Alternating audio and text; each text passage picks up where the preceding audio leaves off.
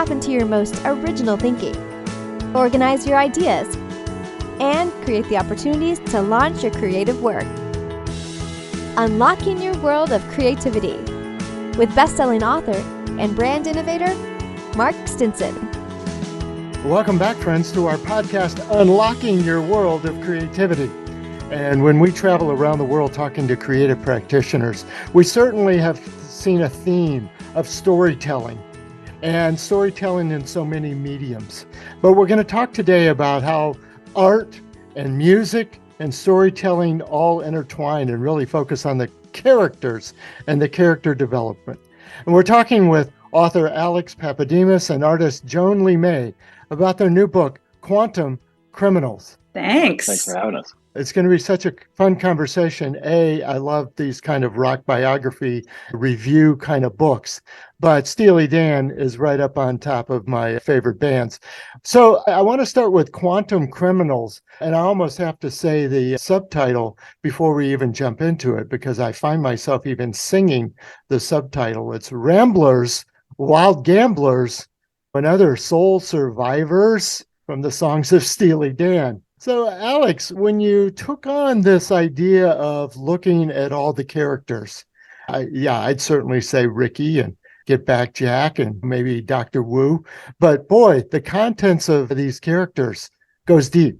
Yeah, I think that was what was exciting about it, because this started out, I was going to write a Steely Dan book before Joan came into the picture, but the idea to base it around characters was an idea that Joan had. And then our illustrious editor, Jessica Hopper, who's a mutual friend of both of ours, put us together on this project. And that, I think, transformed what this book could be, because once the idea of basing it around these characters, because there are so many in all of these songs as you keep going. And Joan made a giant spreadsheet at the beginning of this process that had 160 characters on it, which is like a Robert Altman level of character. Yes. That we kind of don't want.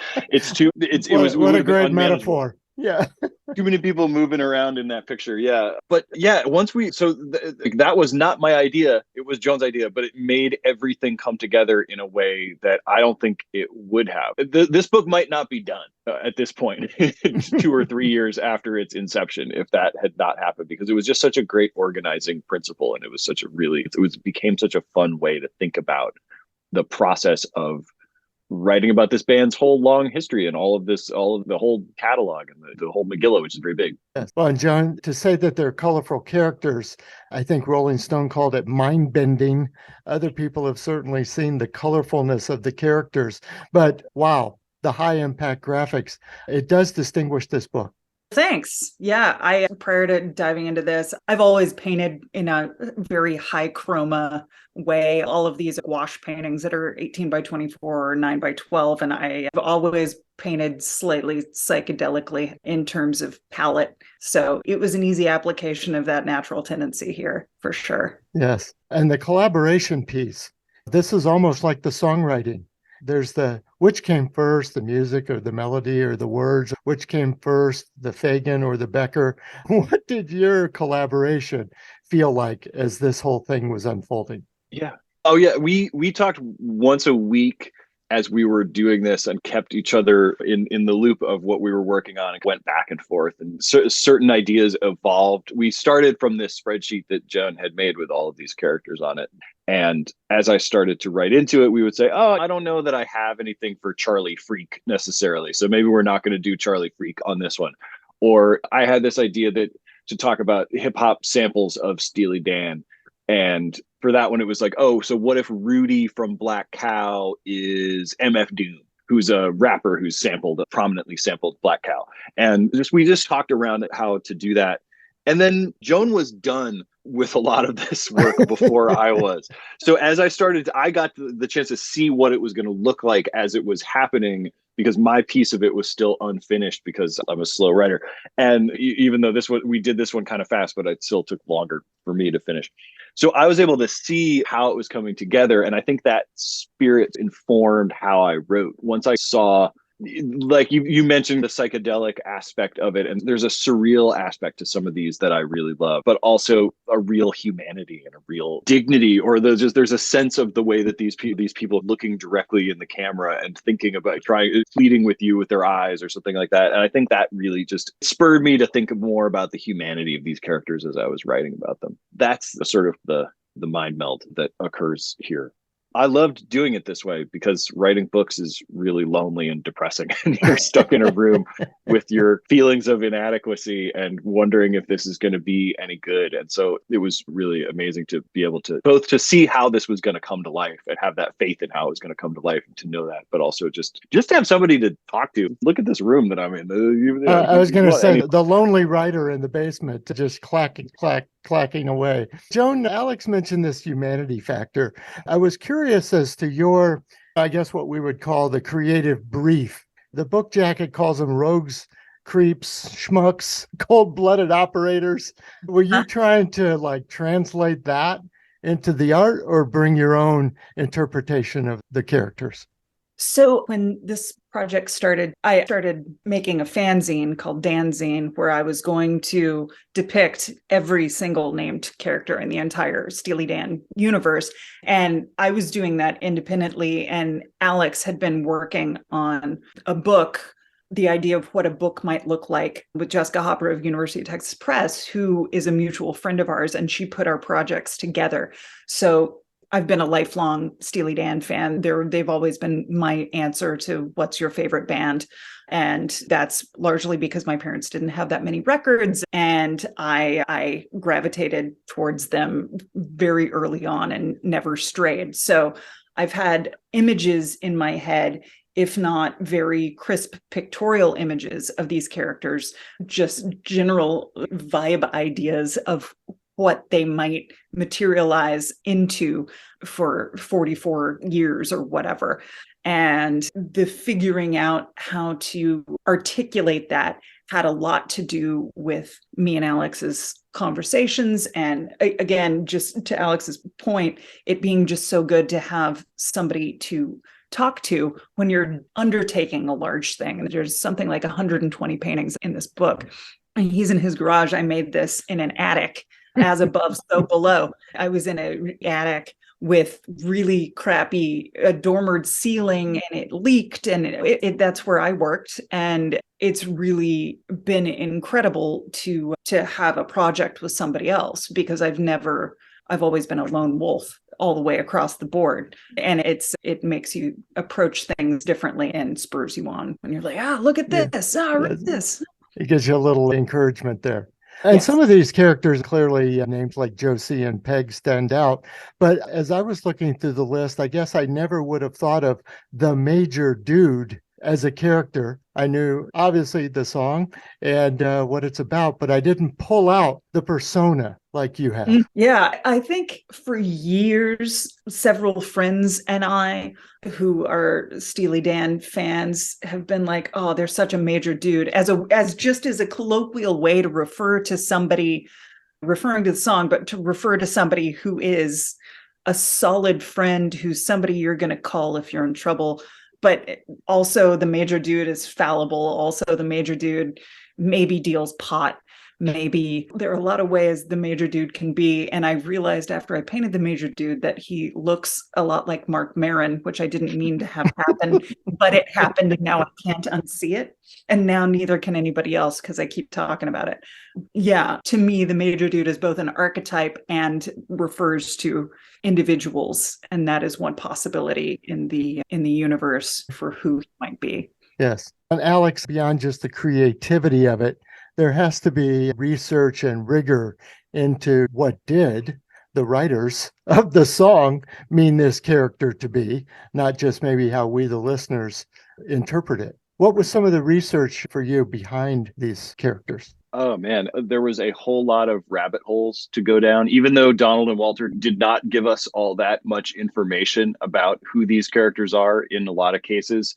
you would just pull one little thread and then you would find all of these other things. And so I found myself reading a lot about, they've acknowledged, for example, that the kid Charlemagne is based on Owsley Stanley, who's the sort of famous acid chemist who was a kind of an intimate of the Merry Pranksters and Ken Kesey and then the Grateful Dead. So that led me to rereading Tom Wolfe's Electric Kool-Aid Acid Test for the first time since college. That was such a pleasure to go back to because I didn't remember how good that was, even though I'm a big Tom Wolfe fan. And then going into Owsley's history and kind of what ended up happening to him, because it is very much like the kid Charlemagne story. He winds up at loose ends. He's such an important figure to the counterculture and had such an impact on the way the Americans lived and thought and the American mind and everything. He winds up sort of a depressing ending. He was actually very worried about climate change very early, like in the 80s. He was terrified of a great flood. He was sort of ahead of that. So yeah, that one, but all of these, talking about Sayoko Yamaguchi, who's the cover model from Asia, and like finding out, which something I never knew. I was like, I wonder who that is. And then it turns out like she really is somebody and has like an amazing story in the history of international fashion. It's the first Japanese model to walk the Paris runways in for I think Issey Miyake maybe in the late 70s, early 80s. And like all of that stuff, it just seemed, like I said, you just pull the one thread and then chase it where it goes, as Donald might say. And that was really fun. And it really ended up being, I think I imagined it would be that, but I don't know that I imagined it would be this much, that it would end up being this much of a history of the period that these songs came out of. Well, it's substantial history, yes. And thinking about that history, Alex, from the standpoint of the timeline from Jack and Cousin Dupree is relatively recent as far as Steely Dan albums go.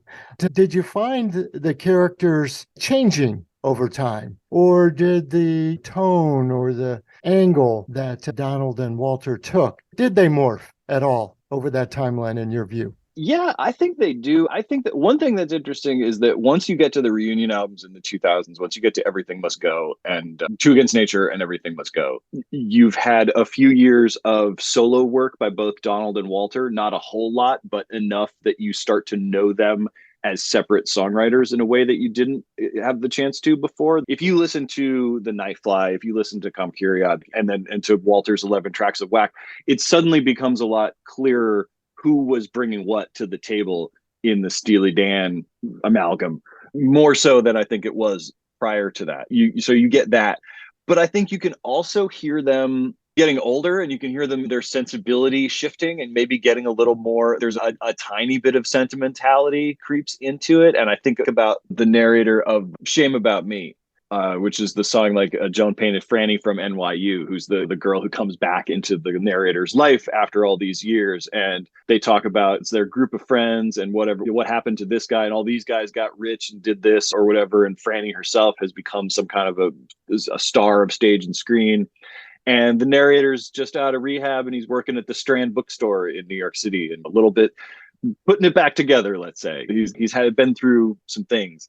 As much as that's a made-up story, obviously, it's a fictional narrative. It does mirror what happened with Walter, where he got into some trouble over the years. There were some addiction issues and conquered that and then restarted his life and career. And by the time he was back with the Dan, things had shifted. So I think it does reflect, even though they were still writing songs like Cousin Dupree, which is told from the perspective of a guy who wants to make it with his cousin, which is still creepy after all these years. There's something different going on with their relationship to those characters, to be sure. They're older and they're writing about adult relationships in a different way. Because I think we forget that they're basically both 30 years old when Steely Dan ends for the first time, right? Around Gaucho, they're barely 30. And so when they're writing Hey 19, that age gap is only like 10, 11 years, something like that. Yeah. You tend to forget that because it does seem wider. Yeah. Because they covered so much ground in such a short time. It's not really, that's basically just the 70s, but and we think of them as being old because I think they always presented themselves. They acted like they were dirty old men when they were 24. It's like which is a way to never seem like you're aging because you just grow into the thing that you've always presented to be. Right. Absolutely. And an obsession with the past and an obsession with the future, but never presence in the presence. Yeah. And Joan, from a visual standpoint, many of these characters, there were, as you mentioned in the book, no MTV at the beginning. Many of these characters are being visualized for the very first time. you really have to conjure up your own image of this. How was that informed for you? So I had a folder on my computer called the Dan Casting Gallery, and it was populated with found photos and images from advertising catalogs and sewing catalogs and things from the 60s, 70s, 80s. I had pictures of friends, and I took a lot of pictures of myself for just body image reference stuff. I had generalized ideas of these characters in my head for a really long time, but for finishing putting them together and for looking for inspiration in the instances where I hadn't visualized Pixeline previously, for instance. The person who is Pixeline in the book is this woman I know named Kathleen, who is, I could see her being that character for Halloween. And she's a buddy of mine, and I think I'm like 13 or 14 years older than she is. She's full of joie de vivre, and she's this like impossibly gorgeous creature who I made an A-B and used her face. So they're the faces of people I know throughout as well. And every day I sat down to paint and ended up with these cats on the page. It was delightful and fun for me also, because in the process of painting, I tend to make choices intuitively a lot of the time. I don't do much ever in the way of sketching things out, although I'm told that I should. I certainly didn't for this. Thanks for the advice, folks. Yeah. Yeah. And a lot of the time, things would just materialize and get painted. Yes. I think as a writer type myself, not at the level you are, Alex, but I think about much has been written about you need to get up, you need to write so many words, you need to get your creative rhythm. And Joan, you've touched ever so briefly on your painting, your graphic development style. Do you have that kind of rhythm or habit that you find that you need to keep the work moving?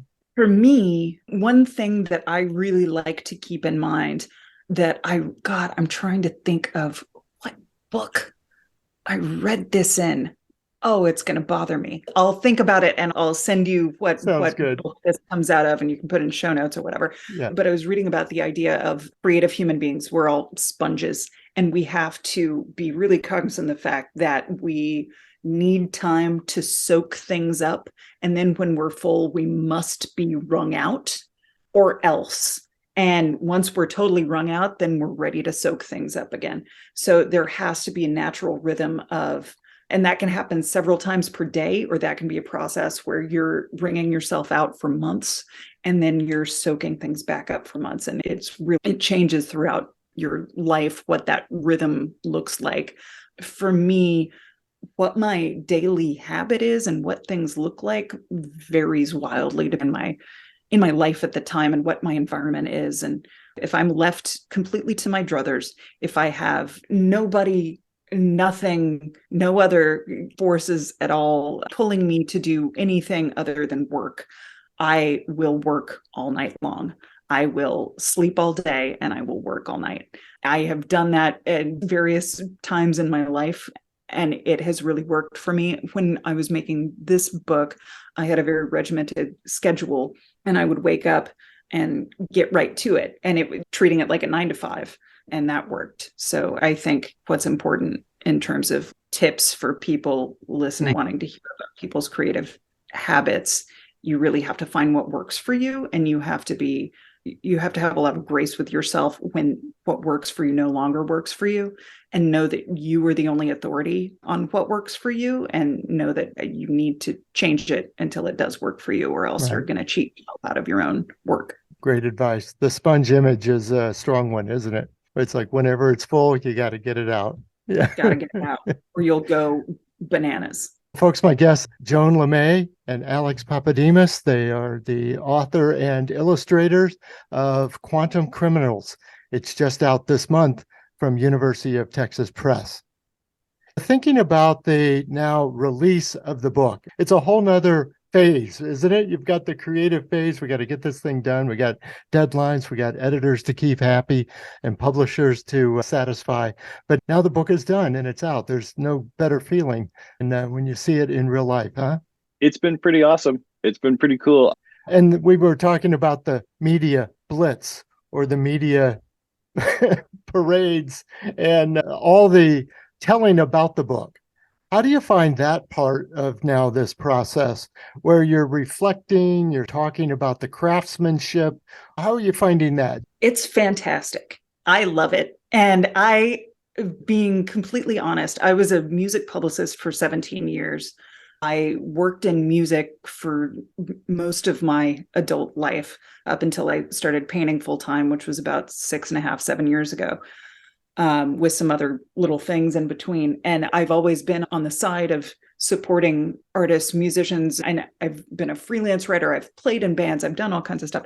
But having a thing that you worked on with somebody else out in the world is such a great feeling. And it's not really one that I've had the privilege and honor to have before. You have illustrations published. I've had a ton of gallery shows and art shows and weirdo spaces for the last, whatever it is, 20 years. And having shows is really satisfying. Selling paintings is really satisfying. But this is a whole different and beautiful animal, because just being able to talk about the work you do with other people who are also interested in that is just a joy. There's so much to learn through these conversations. What do you think, Alex, holding a mirror up to the work now? Yeah, it is interesting because I also have, for different reasons, I've spent way more time in your seat asking the artist about their creative choices and why they did it, and how that maybe trying to get at something about them through that. That's the bulk of pretty much all the writing that I've done in my career, which is 20 years now too. And it's interesting and weird to be on the other side of it. It's really super positive because everybody's really excited about this book, and you get to talk to people that love Steely Dan and are just stoked that this exists.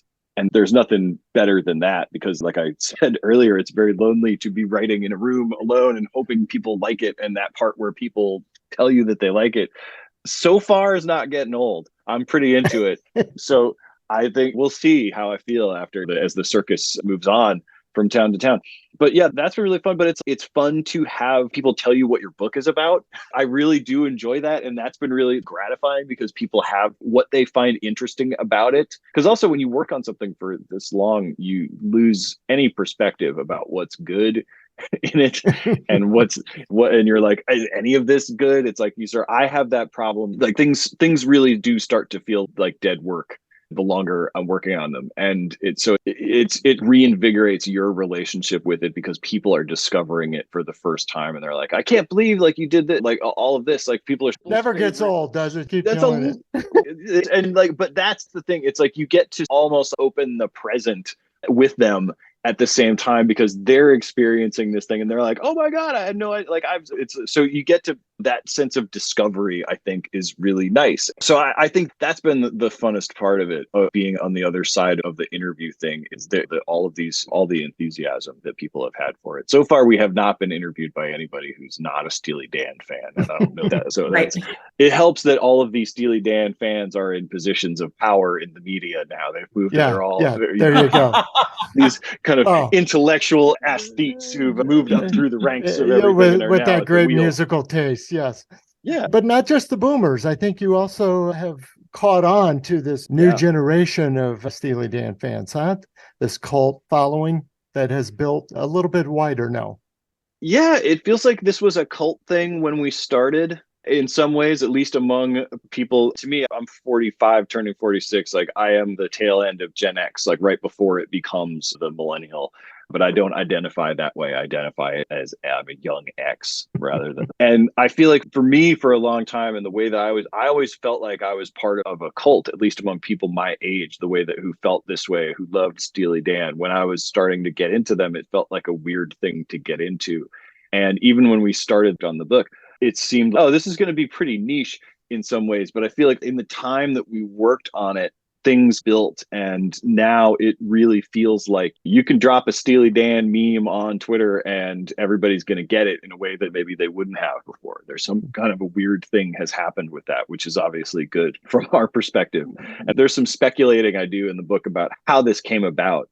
And I don't know that it's any one reason necessarily. I think there's societal factors and factors having to do with the way people consume music now versus even a few years ago, maybe 10 years ago. It's so radically different. And I think the idea of the canon has been blown open by streaming and by the way people experience it. And Joan, you mentioned the working together piece and the collaboration. Has this work kindled now an interest in more collaborations? No more lonely working in the attics or basements? Alex and I hope to work together on some stuff again in the future. When you're a painter or when you're a writer or when you're a potter or there are so many different creative disciplines where at the end of the day, it's you versus you and the actual making of the thing. Even when it's in a collaborative framework, you're still there yourself with the work. I'm finishing officially in a couple of weeks, a year of study in London at City and Guilds of London Art School. And it was mind-blowing to be working in a studio space with several other people. There was this huge, expansive Victorian studio and about 15 other artists all working in this same studio space. And we all had our own little corners and our own little spaces.